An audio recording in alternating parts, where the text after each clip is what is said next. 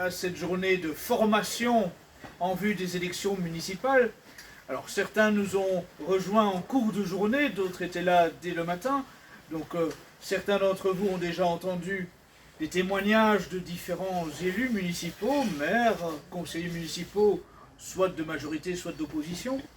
Et nous allons essayer de poursuivre cette journée, cette fois-ci, cet après-midi, avec des interventions, je dirais, de gens qui vont vous parler plutôt de leur expérience politique, non pas d'élu municipal, aucun de nous trois, mais voilà, chacun d'entre nous va vous parler plutôt d'aspects politiques liés à votre investissement souhaité à l'échelon municipal.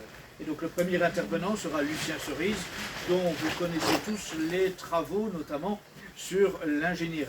Je vais déjà vous dire d'où je parle, hein, c'est-à-dire sur ces questions-là, effectivement, de politique politicienne. Hein. Donc j'ai pris ma carte au Front National à l'époque en fin 2012, enfin en septembre 2012, et j'ai participé donc à plusieurs campagnes électorales depuis 2012. J'ai été mandataire financier de la candidate donc FN aux législatives sur ma circonscription. Et puis sinon donc ensuite bon vu le comportement assez moyen, enfin voire médiocre du Rassemblement National en 2020 sur le Covidisme, j'ai failli quitter ce parti. J'ai pris ma carte aux Patriotes et puis je me suis retrouvé en fait en double adhésion pendant quelques mois. Donc parce que enfin ça s'est chevauché quoi en fait. Et j'ai participé aussi donc à la campagne départementale 2021 et là ce coup-là pour les Patriotes en tant que suppléant. Voilà, donc j'ai une petite expérience de la politique politicienne, enfin de la politique, enfin du système électoral. Et puis bon, donc je fais toutes les campagnes hein, depuis 2012. Et en parallèle hein, donc de cette activité politique de terrain, j'ai une activité métapolitique depuis à peu près le même moment, enfin depuis une dizaine d'années aussi, enfin depuis 2012. Donc ce qui m'a permis de comparer la métapolitique hein, et la politique. Je me suis bien rendu compte que c'était deux choses totalement différentes. Hein, ce ne sont pas les mêmes zones du cerveau qui sont activées. Je me suis rendu compte que la métapolitique, pour commencer, bon, bah, ça consistait à dire ce que l'on pense, enfin à dire ce que l'on pense être la vérité, en tout cas. Donc la métapolitique, en fait, ça part finalement de ce que l'on pense, donc ça part de soi. Donc la politique, par contre, c'est complètement différent. La politique, ça ne consiste pas à dire ce que l'on pense, ça consiste à définir un discours adapté à la moyenne. Ça consiste à créer du lien social. Donc en fait, la politique, ça part de l'autre, enfin, ou des autres. Et il s'agit donc, et c'est la noblesse de la politique, hein, parce qu'on pourrait dire, bah oui, mais à ce moment-là, c'est pas sincère. Hein. Oui, mais peu importe. On ne peut pas vivre tout le temps en étant sincère en société. Hein. Parfois, bon, bah, il faut réfléchir avant de parler. Hein. Ça, c'est le point de départ de ce qu'aujourd'hui on appelle la communication stratégique. Hein. C'est-à-dire qu'on ne dit pas ce qu'on a sur le cœur, mais on élabore hein, un plan pour essayer de peser sur autrui. C'est ça la communication stratégique. Et c'est vieux comme les Grecs. Hein. Ça commence avec les joutes verbales entre Socrate et les sophistes.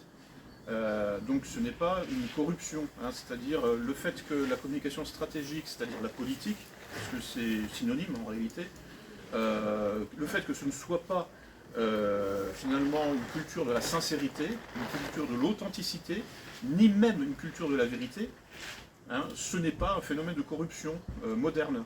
C'est comme ça depuis toujours. Et c'est bien.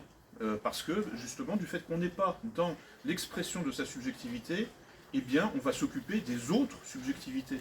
Hein, on met sa propre vérité, sa propre intériorité de côté, et on pense au groupe, avant hein, de penser à ce que l'on croit être la vérité, ou ce que l'on affirme être la vérité.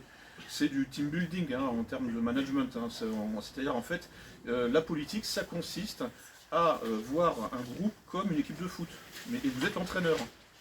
Et c'est-à-dire que vous allez organiser un groupe en fonction des spécificités de chacun.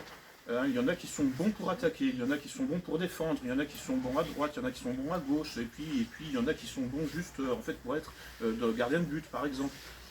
Et bien voilà, mais donc on est tous différents, mais imaginez un entraîneur, une équipe de foot qui en fait finalement se dirait bon ben moi je vais en quelque sorte occuper votre place à vous tous. Non, ça ne marche pas comme ça.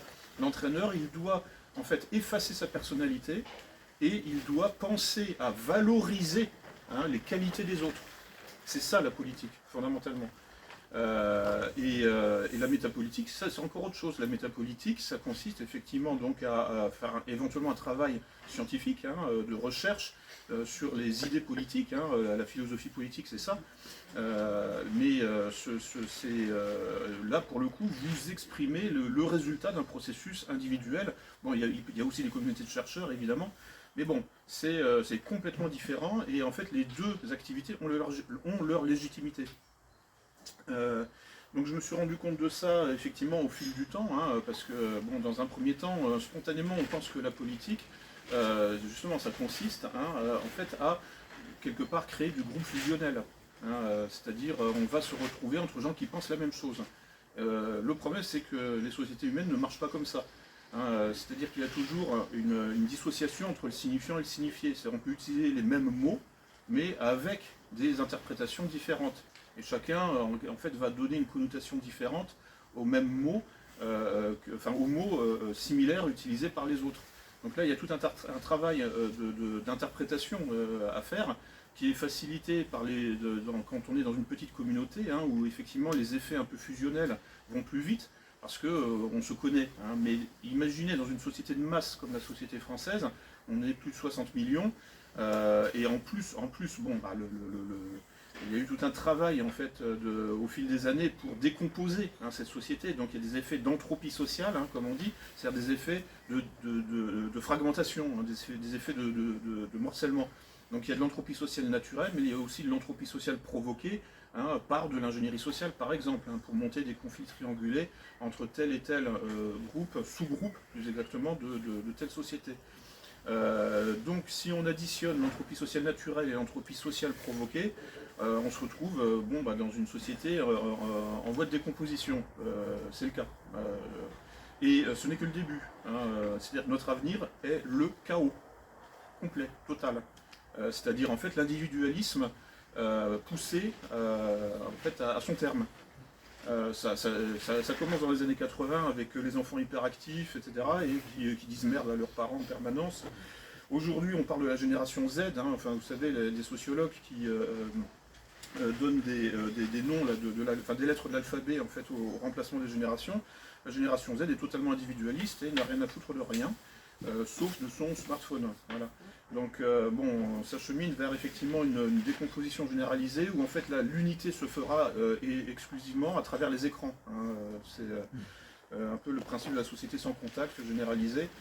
Bon, mais tout ça, le problème c'est que en plus si la technique marche bien, mais on s'achemine aussi vers des dysfonctionnements à répétition, des bugs à répétition. Je parlais de ça avec justement un ami des Patriotes qui est informaticien en 2021, je lui disais mais t'as pas l'impression que l'informatique fonctionne de moins en moins bien, c'est-à-dire que dans les années 80-90 j'ai eu l'impression qu'il y a eu en fait un pic de qualité et que en fait depuis 10 ans, il y a, je sais pas, il y a peut-être une taille critique qui a été atteinte et puis j'ai l'impression que l'informatique est de plus en plus dysfonctionnelle.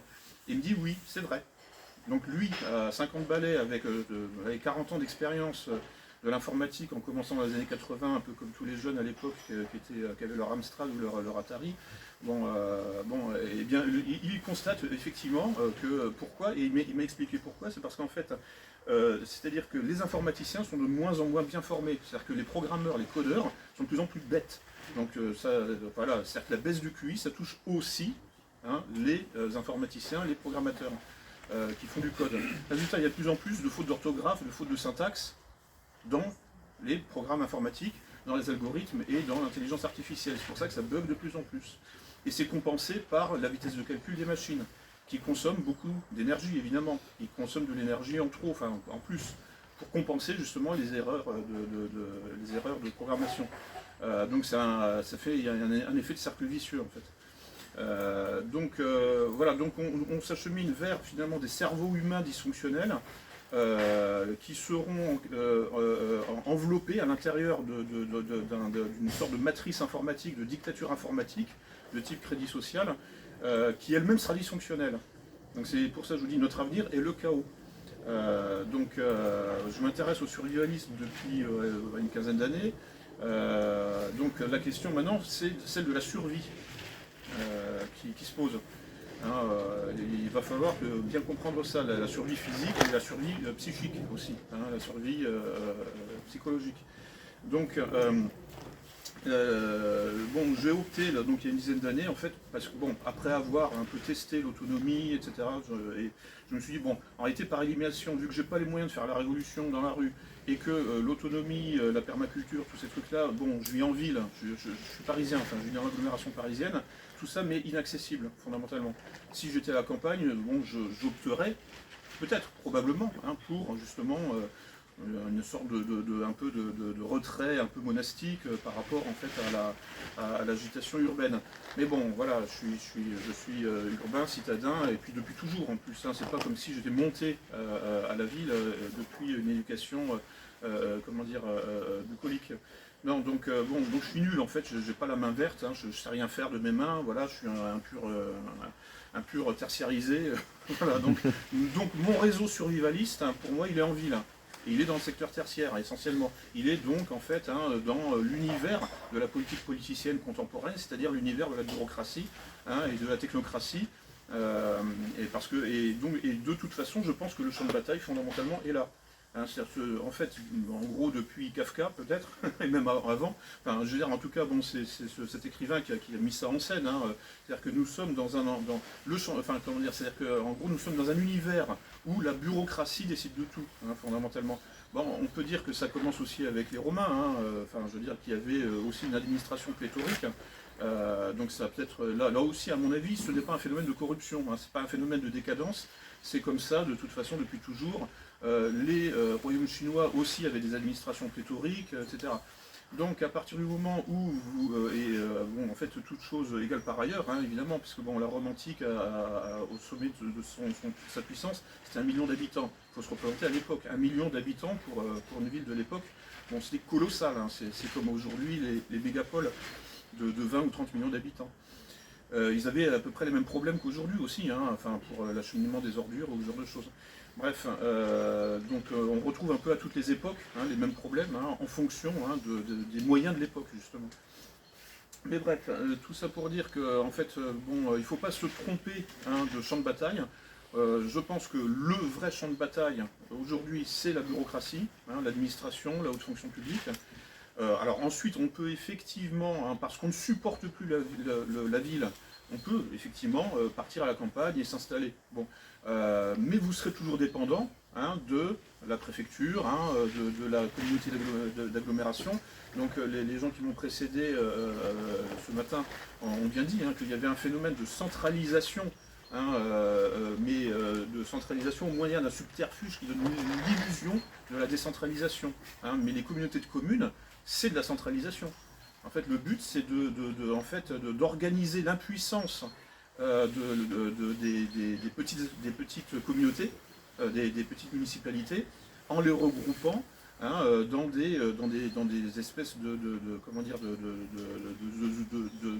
on appelle ça du périurbain, par exemple, ou ces espèces de villes qui n'en finissent plus, là, comme Los Angeles, où en fait on passe de banlieue en banlieue, etc. Ça c'est le projet en fait pour la France et pour l'Europe en fait, c'est une immense banlieue, où avec quelques espaces verts entre deux villages, et tout ça piloté de manière centralisée, mais avec une chaîne de commandement hiérarchisée. Donc d'abord les communautés de communes, et puis et ainsi de suite, et de manière pyramidale jusqu'à Paris, ensuite jusqu'à Genève, peut-être, pour gérer en fait, comment dire, tout le monde occidental depuis un mur d'écran dans un bureau de l'OMS, quoi. Il y a plusieurs variantes possibles en fait, ça peut être Genève, ça peut être d'autres villes. Mais donc c'est pour ça que je pense que enfin, à titre personnel, sur la base de ma petite expérience politique et métapolitique qui n'a qu'une dizaine d'années, puisque je commence vraiment en 2012. Enfin bon, avant je faisais un peu de militantisme, bon, un peu à l'extrême gauche, un peu enfin, dans les milieux altermondialistes, antimondialistes, un peu de syndicalisme, un peu de permaculture dans les milieux écolos, etc. Mais bon, fondamentalement, j'ai commencé à faire des prises de parole en public, donc à faire du prosélytisme, hein, en fait, en 2012-2013. Et en même temps, voilà, bon, je prends ma carte dans un parti. Donc sur la base de cette petite expérience d'une dizaine d'années, voilà, bon, j'en suis arrivé à ces conclusions, mais bon, après avoir éclusé pas mal en fait d'expériences justement non concluantes. Non concluantes, je précise toujours, parce qu'en fait il n'y a pas de valeur absolue, il y a des valeurs relatives quand on vit en société, non concluantes pour quelqu'un qui vit dans l'agglomération parisienne. Je précise. Mais je crains que toute la France devienne une vaste agglomération parisienne dans les années à venir. Donc la question se posera un jour ou l'autre. C'est-à-dire qu'on viendra, enfin vous n'échapperez jamais à Big Brother. On viendra vous chercher, y compris sous votre feuille, là caché derrière un buisson. Donc n'imaginez pas que vous allez échapper au système comme ça. Voilà, c'est pour ça que je vous invite fortement à vous engager en politique, mais dans le champ justement de cette politique politicienne, électoraliste, vulgaire, où en fait on n'essaie pas de dire la vérité. Et de fait, quand vous êtes sur un marché en banlieue parisienne avec vos tracts en période électorale, et que donc, vous distribuez vos tracts soit du Rassemblement National, soit des Patriotes, bon, vous avez un créneau d'expression extrêmement limité, parce que bon, dans un premier temps, on vous crache à la gueule de toute façon, parce que bon, voilà, en dépit de la dédiabolisation lancée par Marine Le Pen, ce parti reste indésirable de toute façon, en tout cas pour l'opinion publique. Et c'est justement l'opinion publique qu'il faut travailler, c'est-à-dire que vous devez apprendre à devenir des experts en retournement de l'opinion publique, donc des spin doctors, c'est-à-dire des sophistes. L'un des points de départ de la civilisation occidentale, ce sont les joutes verbales entre Socrate et les sophistes. Socrate qui fait de la métapolitique. Socrate, c'est l'idéaliste qui cherche la vérité inconditionnelle, la vérité pure, les idées pures. Mais ça donne donc l'essentialisme des idées pures de Platon. Et puis en face, il a les sophistes. Les sophistes ne cherchent pas la vérité, ils cherchent l'efficacité. C'est-à-dire qu'ils cherchent à peser sur autrui, sur en fait le système de représentation d'autrui et sur son comportement à la fin. Parce que ce qui compte, c'est le comportement. Ce qui compte, c'est votre comportement de vote pour le pouvoir. En fait, le cheminement intérieur par lequel vous mettrez un bulletin, soit Emmanuel Macron, soit Marine Le Pen au deuxième tour de la présidentielle, ce cheminement intérieur n'a aucune espèce d'importance. Ce qui compte, c'est de programmer le comportement de vote. Et donc là, je vous invite à regarder tout ce qui est sur comportemental, behaviorisme, comportementalisme. Ce qui compte, c'est le comportement extérieur, donc en fait, c'est-à-dire comportement physique. Le cheminement intérieur, il peut venir de l'extrême droite, de l'extrême gauche. Un exemple que je connais pour l'avoir étudié, en Ukraine par exemple, vous avez des gens qui se battent contre la Russie, et qui viennent de l'extrême droite, les fameux néo-nazis, etc. Mais vous avez aussi des gens d'extrême gauche. Et qui eux en fait viennent prêter main forte aux nazis pour lutter contre la figure patriarcale de Poutine. Vous voyez, donc en fait chacun a ses raisons, et ce qui compte en réalité c'est de quel côté vous serez à la fin, de quel côté de la barrière vous serez à la fin. Donc ce qui compte c'est le comportement, c'est sur qui vous tirez à la fin. C'est pas en fait le cheminement personnel qui vous amène à ce comportement final. Ça c'est secondaire, et c'est en fait façonné et adapté par justement les experts en psychologie sociale, en ingénierie sociale. Voilà, donc, et en fait pour faire justement, pour bien séparer les choses, si la politique ne vous convient pas, parce que peut-être que ça ne convient pas à tout le monde, c'est-à-dire que en fait, si vous n'arrivez pas à vous voir comme un sophiste, c'est-à-dire comme un expert en retournement de l'opinion d'autrui, c'est-à-dire quelqu'un qui veille à l'efficacité de ce qu'il dit dans le champ du conditionnement comportemental. C'est-à-dire que les sophistes n'étaient pas les politiciens de l'époque, c'était les conseillers en communication des politiciens. C'est une petite nuance. Donc en fait, vous pouvez effectivement vous reconnaître dans la figure de Socrate, mais il faut savoir que la société n'est pas composée que de Socrate. Il y a aussi donc effectivement toute une partie de la société qui en fait fondamentalement fonctionne à l'irrationnel et à l'émotionnel. Et avec cette partie de la société, de toute façon, ça ne sert à rien de vouloir placer le niveau de l'échange trop haut, en quelque sorte. Il faut savoir effectivement s'adapter à l'autre, s'adapter à son univers de référence, s'adapter à son inconscient, savoir jauger en quelque sorte jusqu'où vous pouvez aller. Et là, vous commencez à faire de l'ingénierie sociale, c'est-à-dire du piratage. C'est-à-dire qu'en fait, la base de l'ingénierie sociale, c'est de prendre le contrôle de 3 types de relations, la confiance, l'indifférence et la méfiance. Et donc là, évidemment, si vous êtes sur un marché en train de distribuer votre acte, vous avez intérêt à essayer d'obtenir la confiance des gens auxquels vous donnez votre acte. En politique en général, de toute façon, quand vous vous adressez à un public, là, moi je suis en train de faire un mélange de métapolitique, puisque je dis ce que je pense, mais en même temps, j'essaie de faire de la politique, c'est-à-dire que j'essaie de m'adapter à mon public.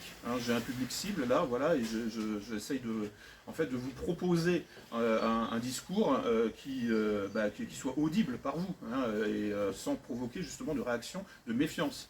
Parce que si vous, d'un seul coup, vous vous dites non, ce type essaye de m'embobiner, c'est terminé, je ne peux plus rentrer dans votre cerveau pour commencer à y planter des petites graines, etc., pour ensuite transmettre ce que j'ai à vous dire. Donc le prosélytisme, c'est de l'ingénierie sociale fondamentalement, le prosélytisme, la transmission d'informations, ce qu'on appelle la propagande aussi, alors au sens étymologique, c'est-à-dire la propagation, c'est-à-dire aussi donc, ce que le mouvement là, de pro-Trump en 2015 avait appelé la guerre mémétique, la mémétique warfare. Donc la mémétique, je vous invite à regarder ça aussi sur internet, vous tapez mémétique, comme une mémé quoi, M-E accent aigu, M-E accent aigu, T-I-Q-U-E. En fait c'est l'épidémiologie des idées, c'est la théorie de la contagiosité virale des idées. Donc c'est très intéressant de s'imprégner en fait de cette méthodologie parce que ça permet en fait d'écarter, j'ai envie de dire, il y a une valeur pédagogique, ça permet d'écarter la question de la vérité justement. Ce qui n'est pas du tout socratique, et ça permet de se poser la question en fait de la réussite ou de l'échec de ma démarche de communication.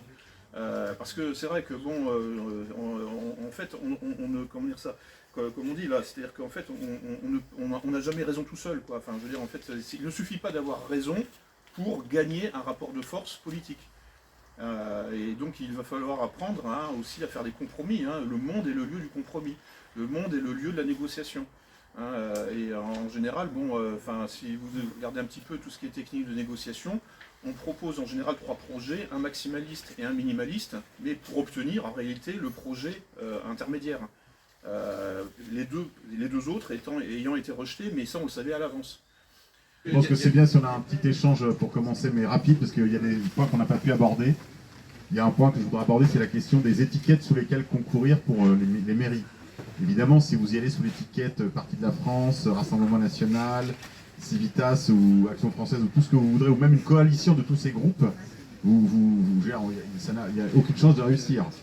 Donc je pense que là-dessus, Alain, vous allez réagir tout de suite, mais je pense qu'il faut avoir une approche d'union et d'intérêt local. Donc on peut même avoir à l'extrême limite même des gens qui ne sont pas de nos idées sur la liste, ça n'a pas d'importance. L'important c'est qu'on soit aux commandes de l'initiative, si vous voulez. Il faut que vous soyez. Ce ne sera pas toujours possible d'être maire dès le premier tour. On l'a dit tout à l'heure, il faut parfois simplement avoir l'humilité de devenir d'abord élu municipal, puis pourquoi pas adjoint.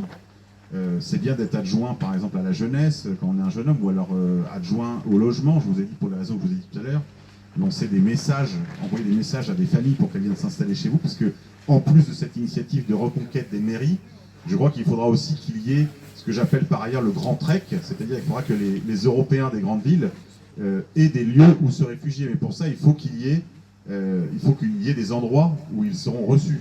Et ça ne va pas se faire tout seul.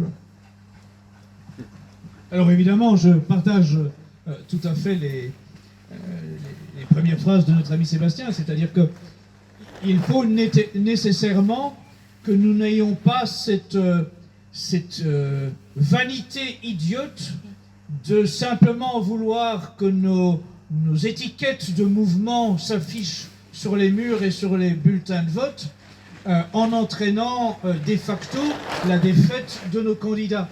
Il faut que nous ayons cette intelligence de nous coaliser sous un label qui soit simplement d'intérêt général. Il faut déposer des listes de biens communs. Et il faut que nous coalisions les forces des différents mouvements du camp national qui ont encore la volonté de partir à la bataille. Et comme tu l'as dit, il faut aussi ne pas s'acharner à vouloir que tous les candidats soient effectivement à 100% orthodoxes sur la ligne doctrinale de l'un ou l'autre de nos mouvements. Il faut considérer qu'il faut emporter la bataille et il faut évidemment que les meneurs, eux, soient des gens de toute confiance. Après cela, si pour constituer une liste, nous sommes contraints d'aller chercher des gens qui tout simplement sont de bon sens, ça suffit amplement. Ça ne veut évidemment pas dire qu'il faut aller chercher le poivreau du coin uniquement pour compléter la liste, hein. Mais disons qu'en tout cas, le bon sens est déjà aujourd'hui un élément suffisamment rare pour être apprécié. Oui, je dirais qu'il y a quand même des territoires plus ou moins favorables. Par exemple, le Rassemblement national a fait une sorte de grand chelem dans les Pyrénées-Orientales, puisque Louis Alliot a gagné la mairie de Perpignan et qu'aux dernières législatives, les 4 circonscriptions ont été gagnées par des candidats du RN. Ce que ça veut dire, c'est que si vous vous présentez sous une étiquette RN aux prochaines municipales, par exemple dans un village de Pyrénées-Orientales, vous avez de fortes chances de gagner. Enfin, ça dépend des régions. Dans le sud, c'est quand même plus favorable. Oui, sur ce sujet, c'est très important pour ceux qui sont dans des territoires qui ont des vents porteurs comme ça, d'aller chercher. Il faut on le disait tout à l'heure, il faut être doux comme des agneaux, nous dit notre Seigneur, mais il faut aussi être rusé comme des serpents.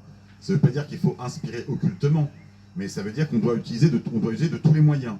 Il faut tout tenter pour sauver le pays. Par exemple, faire des compromis, accepter de mettre sur son affiche électorale des étiquettes du RN, de Reconquête, que sais-je, moi, du Parti de la France, de tous ceux qui voudront bien, ou même d'être dans des listes diverses. Ça peut être des endroits où ce sera des listes divers, des endroits où ce sera des listes divers droites d'union, où il y aura même, pourquoi pas, des gens qui eux-mêmes sont étiquetés UMP, UDI, tout ce que vous voulez. En fait, localement, vous savez comme moi, ça n'a pas du tout la même importance qu'au niveau national.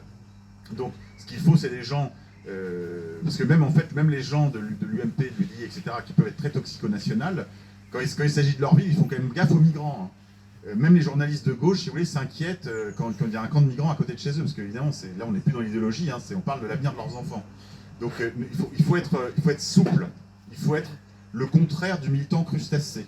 C'est-à-dire qu'il faut être pas dur à l'extérieur et tout mou à l'intérieur, il faut être des serpents, c'est-à-dire tout dur à l'intérieur et tout mou à l'extérieur. Vous voyez, il faut être souple, manœuvrier, rusé, charitable, et savoir que de toute façon, cette ruse, elle vise le bien, parce que l'objectif, c'est quand même le service du bien commun.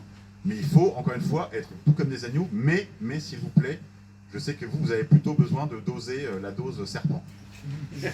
Ça peut être utile d'aller chercher des soutiens dans les partis, hein, d'aller chercher juste le label. Vous voyez, vous mettez le macaron RN, et pourquoi pas Reconquête. Il y a des listes d'union de ce type qui sont en train de se monter dans des grandes villes comme Le Mans, par exemple. Et là c'est une condition indispensable à un succès dans une grande ville. Comme a fait d'ailleurs Ménard, même s'il n'est pas idéal à bien des égards, mais je parle là de la conquête du pouvoir municipal, c'est ce qu'il a fait localement à Béziers. Lucien. Oui, et puis il ne faut pas négliger le fait que l'opinion publique se transforme aussi. Hein, personne n'avait anticipé que le Rassemblement national aurait 89 députés aux dernières législatives. Absolument personne. Ça oblige à une certaine modestie aussi. Hein. Ça veut dire qu'en fait, personne n'a vu venir cette évolution du pays réel. Enfin, parmi les observateurs, commentateurs, moi y compris. Hein. C'est-à-dire qu'en fait, même si je suis dedans, puisque j'ai encore ma carte au RN, et même si je vois les choses de l'intérieur, le truc c'est que comme je suis en région parisienne, je suis un peu coupé justement de la province, je suis un peu coupé de la diagonale du vide, je suis, comme on dit, d'une manière un peu péjorative, enfin, je suis un peu coupé de ce pays réel. Donc il faut savoir qu'en fait il y a des choses qui évoluent en dessous du niveau de conscience. Il y a un inconscient collectif qui est en quelque sorte aujourd'hui sous l'effet du stress, qui est en train de se transformer sous l'effet du stress. Parce que les conditions de vie en France sont en train de devenir insupportables pour de plus en plus de gens. Et donc, en fait, quand on est sous l'effet du stress, c'est pas comme quand on est en période de prospérité, pendant les 30 Glorieuses ou même jusque récemment. En fait, les gens ne se sentaient pas véritablement en danger. Donc, il n'y avait pas ce mode survie qui oblige finalement à se radicaliser en quelque sorte et à voir les choses de manière non idéologique, en dépassant le politiquement correct. Et c'est parce que précisément des millions de gens dans ce pays sont en train de dépasser le politiquement correct, parce qu'ils sont en mode survie, et que finalement tout le récit politico-médiatique sur le monde est en train d'être finalement dépassé, débordé, que justement le RN a fait ce résultat aux législatives. Et alors, justement, on parle des municipales, mais avant, il y a une sorte de galop d'essai, c'est les européennes, en 2024. Alors, j'ai bien entendu qu'il ne faut peut-être pas disperser ses forces et qu'il faut peut-être se concentrer sur les municipales, mais en même temps, participer aux européennes, ça permet déjà de rencontrer les gens, de se former, et puis de s'échauffer en quelque sorte. Sachant que c'est un scrutin en proportionnel intégral, là pour le coup vraiment démocratique.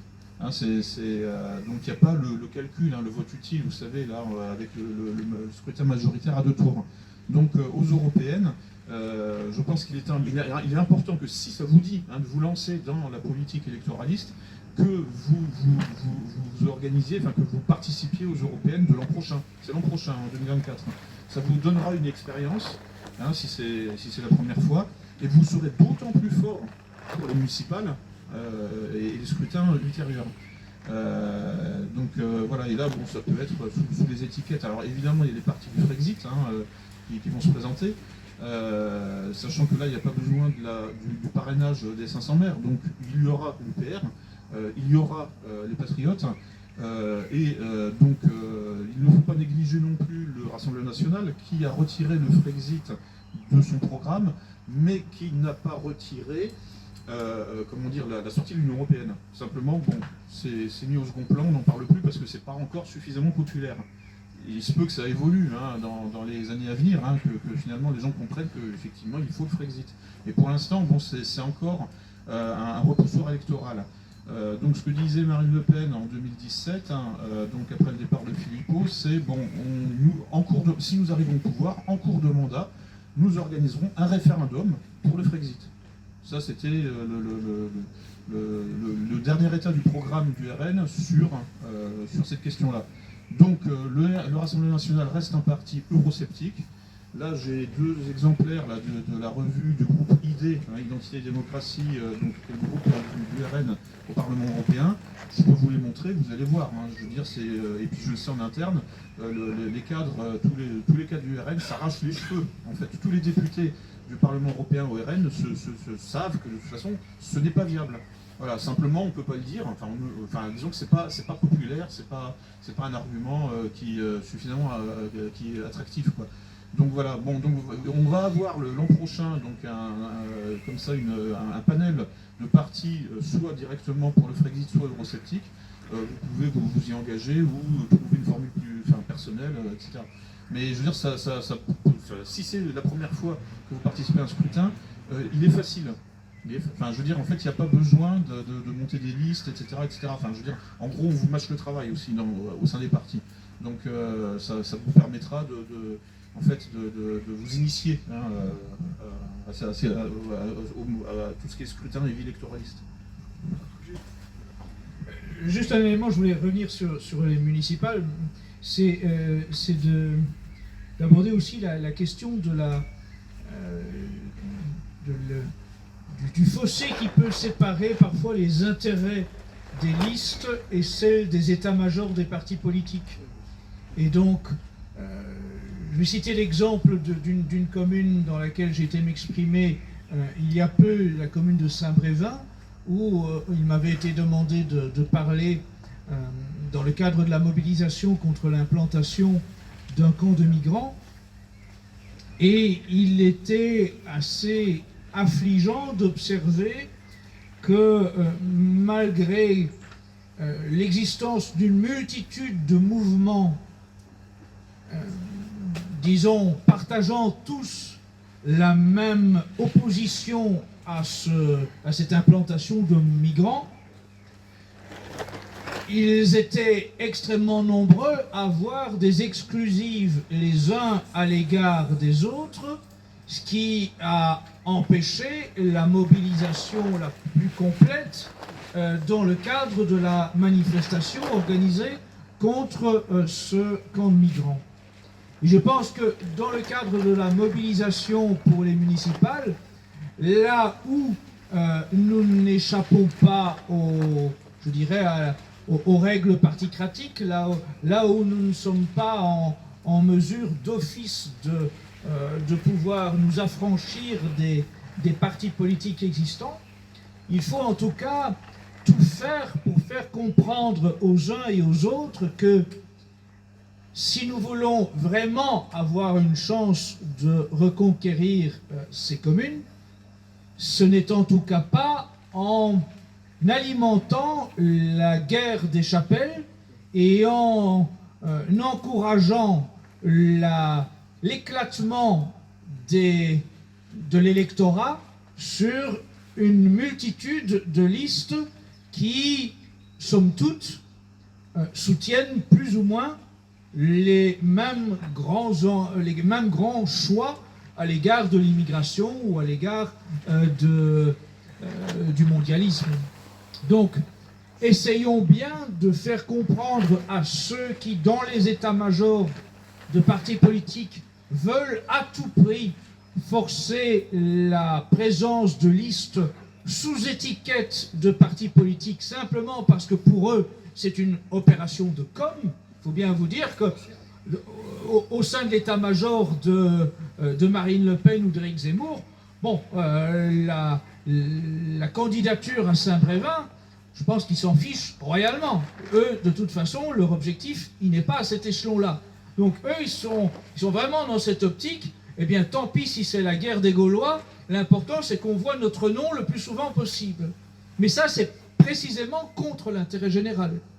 Il faut absolument essayer de travailler à l'échelon local pour conscientiser les responsables locaux de ces différents mouvements à percevoir que s'affranchir de ces étiquettes dans le cadre d'une élection municipale peut être enfin l'occasion d'une victoire, plutôt que d'aller foncièrement à la défaite parce que nous nous obstinons à déposer 3, 4 listes de camp national. Il y a encore quelques éléments qu'on peut aborder sur ces questions de tactique et de stratégie politique. C'est justement essayer de faire l'union à la façon dont on peut faire une vente immobilière, c'est-à-dire dire à l'un, demander si vous voulez, à chacun séparément le macaron de son parti et obtenir évidemment un accord écrit et ne pas leur dire que vous avez sollicité les autres macarons, vous voyez, pour obtenir finalement une candidature d'union. Évidemment, essayer de panacher une liste. Là, je parle pour les villes moyennes. Il peut y avoir aussi des candidatures de témoignages. Je pense qu'il faut quand même en dire un mot. Je pense qu'il faut quand même en dire un mot. On peut, même si évidemment, sauf exception, la candidature de témoignage, c'est la garantie de l'échec. C'est-à-dire l'échec aux élections. Le but, c'est quand même de s'emparer de territoire. Mais enfin, il peut être utile aussi de faire des candidatures de témoignage, comme ça avait été le cas, par exemple, de la candidature législative par exemple, de Daudet à Paris, ou comme ça a été le cas d'autres élus, qui étaient là finalement uniquement pour foutre le brin et être des empêcheurs de tourner en rond. Donc c'est une possibilité aussi de le faire à des buts de pure propagande, c'est-à-dire de faire connaître l'organisation, de faire connaître sa doctrine, de faire connaître nos propositions. Mais il faut que vous sachiez que là, vous faites autre chose que de la politique. Vous faites de la métapolitique, au sens où vous l'avez expliqué tout à l'heure, Lucien. C'est toujours une possibilité pour ceux qui sont un peu trop droits dans leurs bottes, qui ont beaucoup de mal avec la possibilité du compromis, parce que le politique, c'est toujours l'art du possible, de faire des candidatures de témoignage. Ça servira toujours à quelque chose, hein, mais ça n'est pas une action directement politique. Et je pense aussi que cela s'impose parfois dans le cadre de villes moyennes où celui qui est présenté sous l'étiquette du parti qui est le mieux positionné, bien, malheureusement, collectionne, disons, l'adhésion à tous les lobbies que nous combattons. Et cela existe aussi.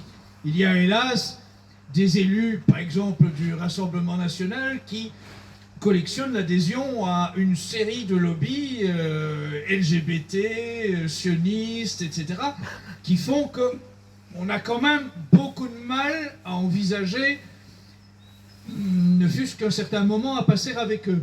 Donc, dans ce cas-là, je pense que la candidature de témoignage, elle prend tout son sens. Bon, je veux dire que là, il y a quelques jours, quand j'ai vu 2 députés du Rassemblement national envoyer un message de félicitations pour la réélection de Meyer Habib, ça m'a quand même assez...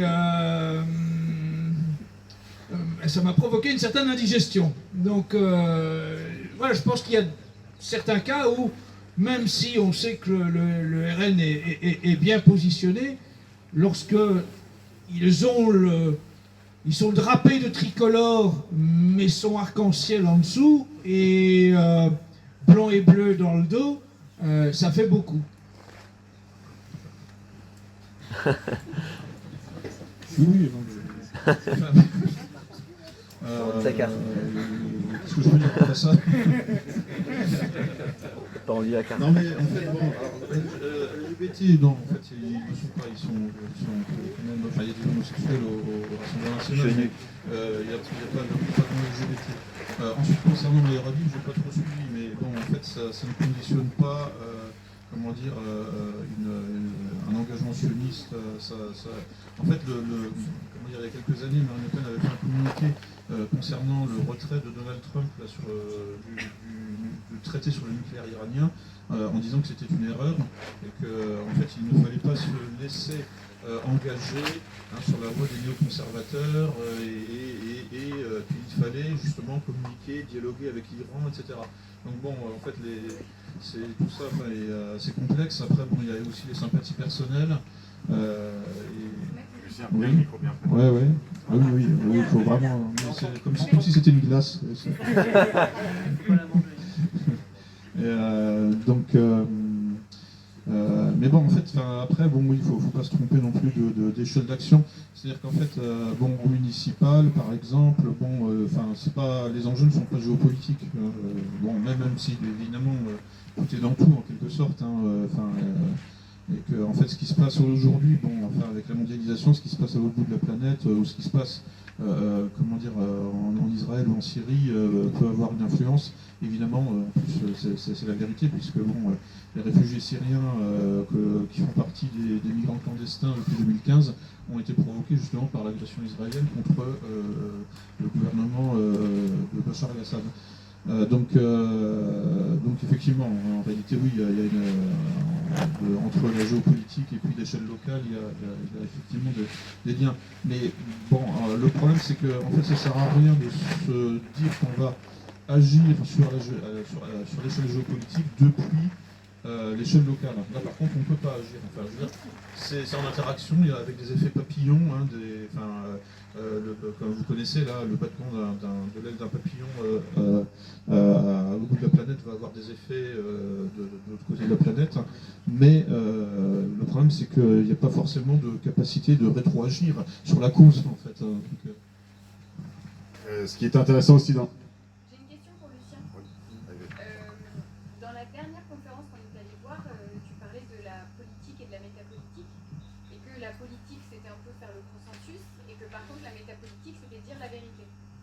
Et nous qui aimerions dire la vérité, mais qui devons faire de la politique, la question c'est comment on fait pour trouver le point d'équilibre pour réussir à pas trop se corrompre en faisant de la politique.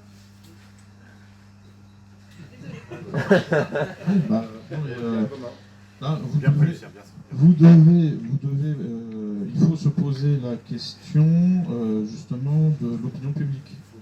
c'est un état de l'opinion publique. Enfin, c'est-à-dire en fait l'état, on pourrait dire, du cerveau collectif, du groupe auquel vous vous adressez, du groupe cible auquel vous vous adressez. Et donc adapter le discours à la capacité du groupe cible. Sinon, c'est raté. Enfin, c'est-à-dire que... et donc c'est là où il faut être entièrement à l'écoute. Hein, la politique, enfin, si vous voulez plaire, parce que la politique c'est ça essentiellement.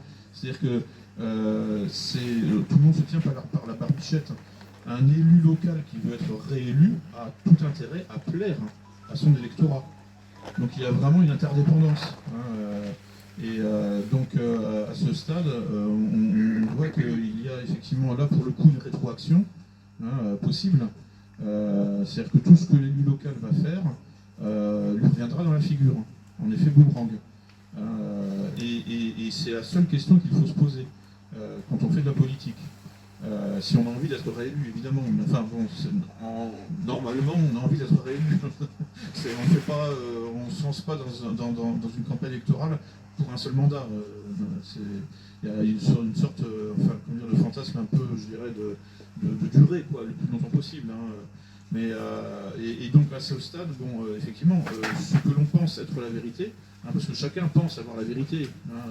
Donc ce que l'on pense être la vérité à ce stade doit être laissé de côté. C'est qu'il faut se mettre à l'écoute de la vérité des autres, et donc de la vérité de l'électorat potentiel. Et si l'électorat potentiel est musulman, eh bien il va falloir lui parler dans sa langue, en quelque sorte. C'est le cas de Joris Ebrar récemment, là, un élu du RN, qui a été élu, d'après ses mots, avec les voix de la communauté turque, donc qui a souhaité un bon ramadan à son électorat, et qui s'est fait taper sur les doigts par la direction nationale du RN. Alors je sais pas, j'ai pas suivi où ça en était, mais si Joris Ebrar est exclu du RN, bon, tout simplement, la prochaine fois, ce sera quelqu'un de chez Mélenchon qui prendra la place de Joris Ebrar et qui fera lui aussi de l'électoralisme à destination de son électorat musulman et qui souhaitera donc bon ramadan, sauf que bon, là en l'occurrence, il vaut mieux que ce soit Joris Ebrar du RN qui fait l'électoralisme auprès des musulmans que quelqu'un de chez Mélenchon. Parce que, bon, c'est pour diverses raisons. C'est aussi parce que, probablement, que les musulmans de la communauté turque locale qui ont fait gagner Joris Ebrar ont peut-être eux aussi ras-le-bol de l'immigration clandestine. Je veux dire, en fait, moi je pense qu'on peut gagner avec les voies d'immigration, les voies des anciens immigrés qui ont le droit de vote, donc qui ont la nationalité. C'est parce que en fait, tout le monde commence à souffrir de l'insécurité, y compris les gens issus de l'immigration nord-africaine et subsaharienne. Donc, Jean Messia a dit récemment, là, dans un tweet, le péril vient de l'immigration, mais c'est peut-être aussi l'immigration qui sauvera la France. C'est-à-dire, en fait, la masse électorale d'origine immigrée qui, en fait, aura envie d'avoir des conditions de vie décentes. Parce qu'aujourd'hui, ce que propose le Rassemblement national, c'est pas du suprémacisme blanc. Enfin, je veux dire, vous le savez d'ailleurs, c'est ce que certains reprochent d'ailleurs à Marine Le Pen, c'est en quelque sorte de mettre un peu trop d'eau dans son vin et d'être un peu trop, pas assez ethniciste par exemple. C'est ce que certains identitaires lui reprochent, d'où le fait que certains identitaires soient allés chez Zemmour, parce que précisément, bon, la composante identitaire ethnique est de moins en moins présente au RN. Mais c'est aussi parce que, tout simplement, là, pour le coup, le RN fait vraiment de la politique. C'est-à-dire qu'on s'adresse à la masse électorale. Et en fait, on se met à son écoute, à l'écoute de ses souffrances, et on essaie de lui répondre. Donc en fait, ça suppose une forme d'ergonomie, de plasticité intellectuelle, et qui suppose effectivement de rogner sur certains principes, ou du moins sur une vision trop rigide, sur un programme trop rigide. Il va falloir, en plus, dans nos sociétés multiconfessionnelles, multiethniques, multiculturelles, il va falloir devenir protéiforme pour continuer à faire de la politique. C'est-à-dire adaptatif, et en toutes circonstances et avec tous les auditoires. Ça, c'est notre avenir, et ça, on parlait de la ruse, hein, c'est-à-dire en Grèce, chez les Grecs anciens, c'était la déesse Métis. Aucun rapport avec le mot métissage en fait, hein, c'est un hasard de l'étymologie. Mais bon, il y avait le dieu Proté, hein, ce qui prend toutes les formes. La métis, il y avait, la ruse a été illustrée dans la mythologie grecque aussi avec Ulysse, hein, l'homme aux 1000 tours. Hein, nous allons devoir devenir un peu protéiforme, un peu comme Ulysse est capable effectivement de s'adapter, de changer son fusil d'épaule en fonction de notre cible. Hein, j'ai envie de dire que tout ça, bon, ça c'est un peu d'une sorte de gymnastique intellectuelle, de gymnastique même émotionnelle, qui peut paraître épuisante. Hein. C'est vrai que bon, je connais bien la Pologne. La Pologne, c'est 99% de blancs et de catholiques. Bon, voilà, ça facilite considérablement les choses en fait. Alors évidemment, il y a tous les réseaux mondialistes, Soros et compagnie, qui commencent à fragmenter la société polonaise, mais sur la base en fait d'une grande homogénéité identitaire. Et on sent la différence. Hein.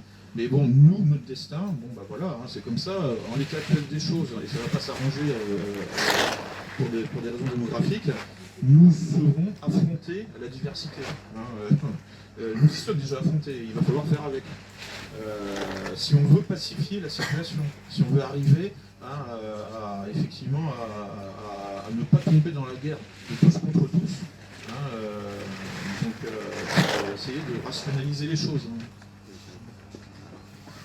Je dois bien avouer que je ne partage pas, comme vous pouvez vous en douter, une partie des propos de Lucien qui a une logique effectivement de conquête politique, mais disons que je pense que vraiment la logique, l'aboutissement de cela, c'est qu'au final, nous allons aboutir à de la gestion pour la gestion.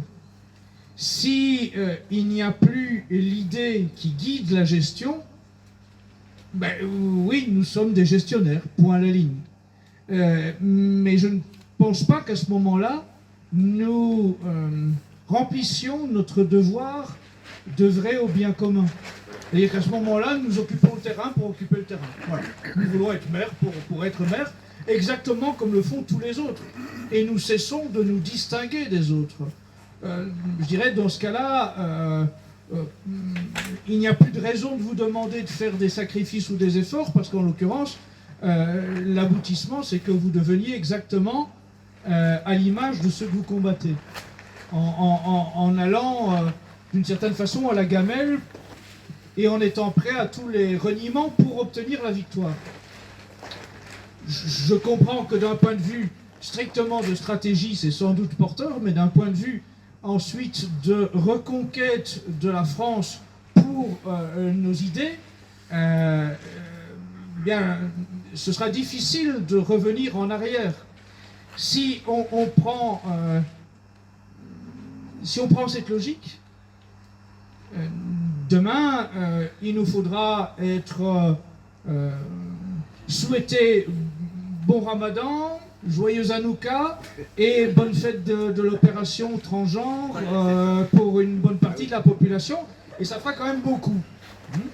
Et je dois dire que je pense que, au contraire, en ayant jusqu'à présent incarné un combat sans concession au niveau catholique, eh bien, l'expérience que j'ai, c'est que je n'ai jamais été aussi bien accueilli par des musulmans que parce qu'ils voient que j'affirme fièrement ma foi, sans aucune tromperie et sans aucun reniement. Je veux dire que, voilà, ne vous faites pas d'illusions, je n'habite pas dans un quartier cossu de sous-chiens. Chez moi, dans mon quartier, on n'est pas 100% blanc homogène. Voilà. Mon environnement, il est très multiculturel. Et par la force des choses, les réseaux sociaux obligent, eh bien, beaucoup savent ce que je fais. Mais je dois dire que, justement, précisément, je rencontre toutes les semaines des musulmans qui me disent « bravo pour ce que vous faites » et je vous dis, je suis musulman. Mais précisément, ils admirent que je sois un catholique sans reniement, et je pense que c'est ce qu'ils préfèrent. Et je pense aussi que si nous avions demain un vrai souci du bien commun et une vraie opportunité d'emporter autre chose que des élections municipales, ce n'est hélas pas à vue humaine pour demain, mais voilà, si l'opportunité se présentait, eh bien je suis persuadé qu'en vérité, le vrai discours, c'est de dire à toutes ces populations d'origine immigrée que le catholicisme doit redevenir religion d'État et que, redevenant religion d'État, il servira le bien commun de tous. Parce que si la France était à nouveau une nation avec le catholicisme comme religion d'État, eh bien au moins toutes ces familles d'immigrés ayant conservé ne fût-ce qu'une adhésion à la loi naturelle, verraient bien la différence qu'il y a entre un pays authentiquement catholique et une république mi-maçonnique, mi-LGBT. Et je pense qu'en réalité, beaucoup de familles musulmanes aujourd'hui, ou de familles religieuses tout simplement, ou religieuses juives, ou religieuses orthodoxes, ou protestantes, ou que sais-je, préféreraient nettement un pays dans lequel le catholicisme authentique est redevenu religion d'État et qui garantit que leurs enfants ne soient pas soumis à la propagande de la théorie du genre et de l'éducation sexuelle via la sodomie dans les écoles de la République.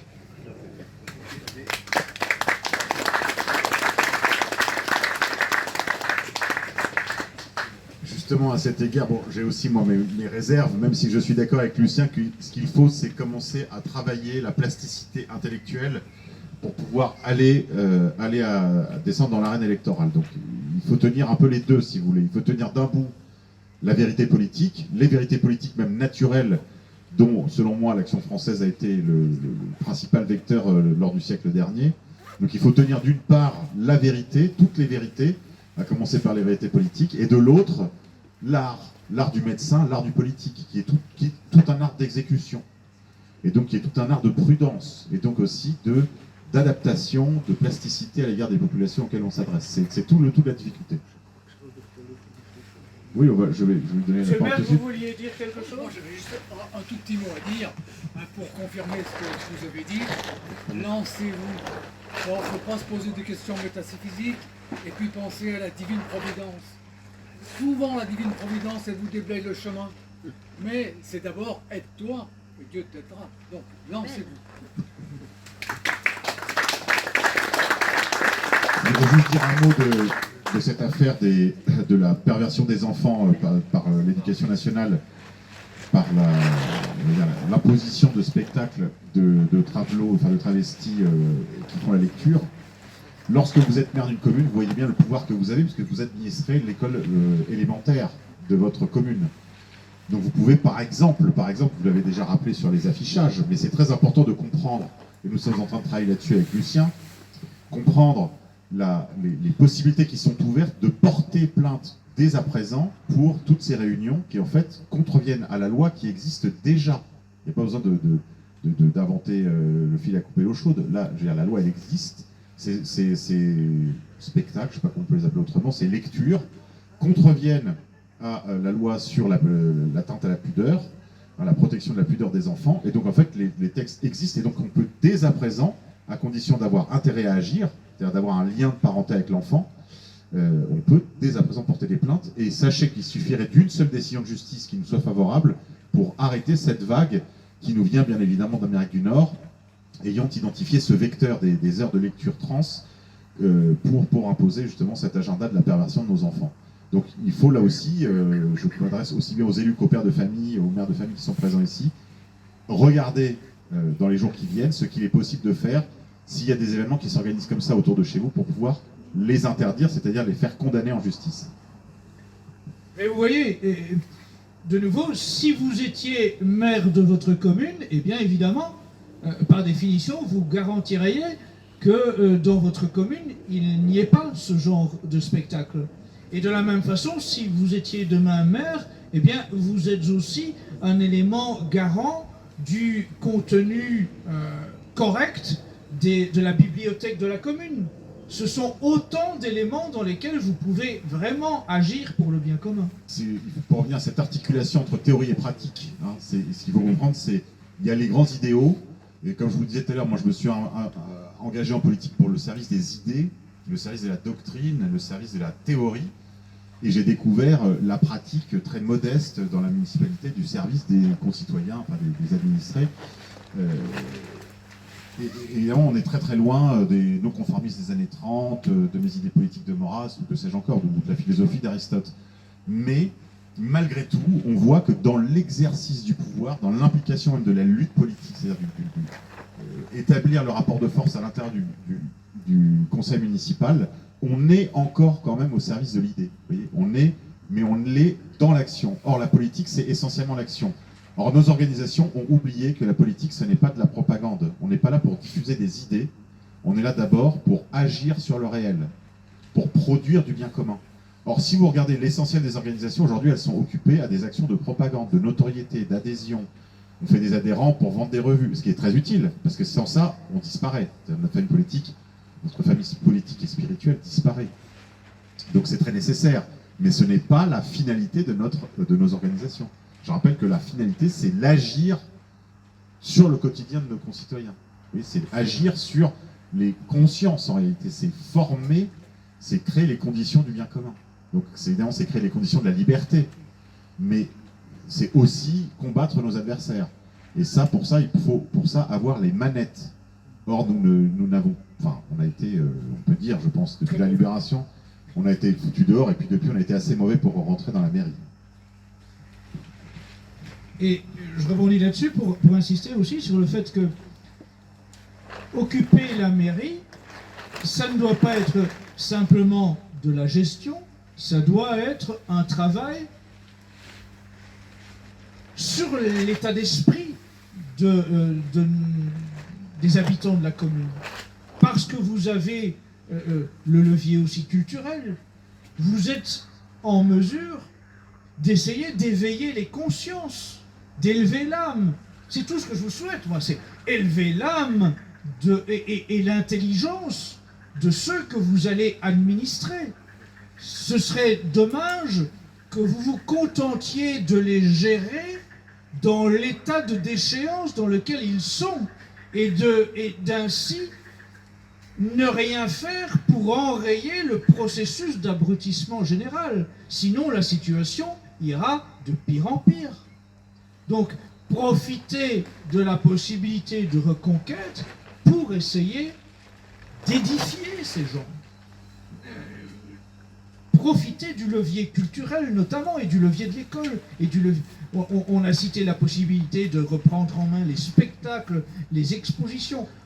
Évidemment, tout est toujours lié à la taille de la commune. Mais à partir du moment où vous avez un budget pour le culturel, pour l'associatif, c'est l'occasion d'aiguiller les événements qui vont se tenir dans votre commune. Et en les aiguillant, c'est l'occasion de travailler sur les intelligences, les consciences, les âmes de vos administrés. Pour donner un seul exemple, nous avions organisé le deuxième salon, parce qu'il y avait l'année où je n'étais pas là, le deuxième salon de la bande dessinée historique. Donc dans les salons de la mairie de Senlis, nous avons invité Reynald Secher qui était en très belle place. Et donc vous voyez, on n'est pas du tout en Vendée, on n'est pas en Bretagne, mais on pouvait mettre un auteur comme Reynald Secher à l'honneur parce que nous avions les possibilités d'une municipalité de 20 000 habitants. Et ça, c'est des choses qui plaisaient beaucoup aux gens. Je veux dire, ça venait de très loin pour ce petit salon très modeste en termes de surface. C'est peut-être grand comme le Barnum ici, vous voyez. C'est pas très grand, mais ça venait de partout. Donc on peut avoir, je vous dis, dans une municipalité, on a des leviers immenses. Et le seul moyen de le découvrir, c'est de devenir maire ou élu municipal. Voilà, moi j'en ai terminé. Lucien, c'était un mot de conclusion. Je vais conclure, en fait, c'est vrai que moi, ma perspective, c'est la région parisienne. Hein, donc c'est effectivement un environnement totalement morcelé, éclaté, kaléidoscopique, chaotique. C'est mon point de départ, en fait. Hein. C'est mon terrain, quoi, électoral. Donc, je vois les choses sous cet angle-là. et pas sous l'angle de la ruralité. Hein. Donc voilà, donc je parle de ma réalité, de mon vécu quotidien à ce niveau-là. Donc j'ai tendance en fait effectivement à peut-être à accepter que le niveau baisse en quelque sorte. Enfin, c'est-à-dire qu'en fait quand vous avez affaire à un auditoire totalement éclaté qui ne parle pas la même langue, hein, il va falloir trouver malgré tout un dénominateur commun dans cette multitude. Il va falloir définir l'un du multiple. Mais c'est la vraie difficulté, c'est la question politique par excellence, parce que même dans une société très homogène, il y a quand même encore des différences individuelles. Hein, nous ne sommes pas des clones. Et puis il y a la différence des sexes, la différence des générations, on n'a pas tous les mêmes priorités. Et donc en fait, la question politique, quelle que soit la société, hein, soit société tribale de 30 personnes, ou société de masse de 1,5 milliard comme en Chine, à chaque fois, la question qui se pose, c'est comment définir l'un du multiple, comment trouver le dénominateur commun à cette diversité. Et donc, voilà, en fait, quand à partir d'un certain seuil, ça exige de baisser le niveau et de passer effectivement peut-être à un niveau dégradé de la politique, c'est-à-dire un niveau purement gestionnaire, qui est effectivement regrettable. Parce que on renonce à certains idéaux, et c'est pour ça que j'ai appris, moi, à découpler les idéaux, c'est-à-dire la métapolitique, et puis l'activité gestionnaire, c'est-à-dire assurer la sécurité, au quotidien, c'est-à-dire dans la rue, c'est-à-dire effectivement, de plus en plus de gens souffrent des toxicomanes en liberté, enfin des malades mentaux en liberté. Non mais voilà, et quelle que soit leur couleur de peau, quelle que soit leur religion, et puis effectivement l'insécurité psychologique induite par le LGBT à l'école. Donc en fait l'anxiété ne fait que monter en France. On nous demande jusqu'où ça va aller. Le stress ne fait que monter. Et ça touche à peu près tout le monde, y compris maintenant la petite bourgeoisie, d'où le résultat de Zemmour, en fait, qui attire à lui maintenant une petite bourgeoisie stressée elle également et qui se dit zut, moi je pensais que finalement j'étais hors de danger. Eh bien non, moi aussi je suis impacté par le mondialisme. Et donc cette petite bourgeoisie ne se reconnaît pas dans le Rassemblement national, elle ne se reconnaît plus à l'UMP, enfin chez LR, quoi, parce que qui est trop mou et déjà trop mondialiste. Elle ne se reconnaît pas non plus chez Macron, donc qui attire à lui une bonne bourgeoisie aussi, mais plutôt les boomers. Non, il y a une bourgeoisie, on pourrait dire libérale, sarkozyste, qui aujourd'hui, a trouvé son candidat sous la forme de Zemmour. Non, mais ce que ça veut dire, c'est que il y a une espèce effectivement d'anxiété généralisée, de stress généralisé, et qui en fait, Laurent Ouzon qui parle souvent du stress, quoi, comme élément moteur, mais aussi élément unificateur. C'est-à-dire qu'on va finalement converger peut-être dans certains partis politiques qui vont permettre, dans des organisations politiques, qui vont permettre de recréer du lien pour lutter contre le stress et contre les sources de stress communes, que ce soit les toxicos dans la rue ou les LGBT à l'école. Un tout petit mot pour insister sur le fait de ne pas considérer que vous avez passé une bonne journée et qu'il est temps de rentrer chez vous en se disant c'était bien mais c'est pour les autres. Donc c'était bien mais c'est pour vous. Et pour les plus assidus, j'espère vous retrouver demain puisque la session de formation continue encore demain. Mais dans tous les cas, pour ceux qui ne pourront pas être là demain, vraiment, ne considérez pas que c'est pour les autres. La reconquête ne se fera pas sans vous. Moi, je voudrais vous dire que sur des sujets qu'on n'a pas abordés aujourd'hui, j'aurais bien des choses à vous dire, donc je vous les dirai par les ondes électroniques, par la fée électricité. Mais je veux que vous sachiez qu'il y a de très graves motifs d'inquiétude. C'est-à-dire que là, c'est pas que le nuage noir s'amoncelle dans le ciel de France, c'est que l'orage est pour très bientôt. Et donc, chaque jour qui passe où vous n'avez pas fait quelque chose pour la cause, vous vous mettez vous-même dans la situation de devenir des réfugiés de l'intérieur. et vous n'aurez nulle part où aller parce que personne n'aura fait l'effort de créer les bases arrières de ce que, je le répète, j'appelle le grand trek, c'est-à-dire préparer l'exode des gens des grandes villes.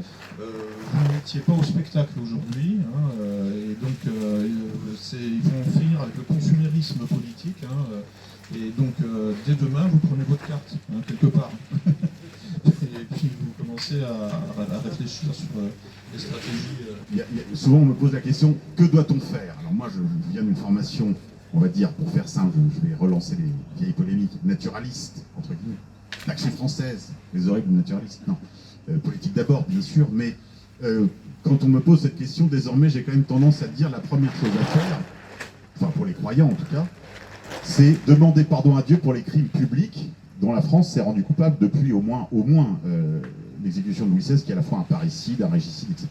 Donc vous imaginez que tout ça, évidemment, ça a des conséquences, parce que c'est un peu comme pour la passion du Christ, mutatis mutandis, son sang est retombé sur nos têtes, si vous voulez. Donc tant que les chrétiens français ne demanderont pas pardon publiquement pour les crimes publics que commet le pays, l'avortement, la propagation de propagande LGBT à l'école, etc., enfin, tous les crimes publics en fait, hein, tous les scandales publics, tant qu'il n'y aura pas de demande publique de pardon, je pense que Dieu ne lèvera pas les sanctions. Et donc tant qu'il n'y aura pas de sanctions levées, il ne sera pas possible de faire grand-chose à l'échelon national.